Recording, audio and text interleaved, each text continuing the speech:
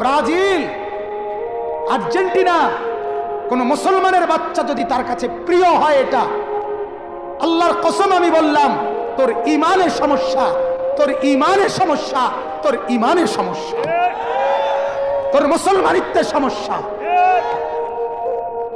মনে রাখো যুবক, মুসলমানের বাচ্চা যদি হও, একটা ছেলেও যদি বুঝো, বেটকাইও না, ছাগলে বেটকায়, নাফরমান বেটকাইও না, অসভ্যের মতো বেটকাইও না। বেটকানির লেগে বলছি না, হাসার জন্য বলি নাই বেটা। ব্রাজিলের খেলোয়াড় কি তোমার বাপ? ব্রাজিলের সমস্ত খেলোয়াড় বেঈমান। বেঈমান কিনা? কথা বলেন না কেন? ব্রাজিলের খেলোয়াড় কাফের, আর্জেন্টিনার খেলোয়াড় কাফের। কাফের কেমনে মুসলমানের প্রিয় হয়? কোন মুসলমানের বাচ্চা কাফের নাম নিয়ে শিক্ষারে কেমনে? কথা বলেন না কেন?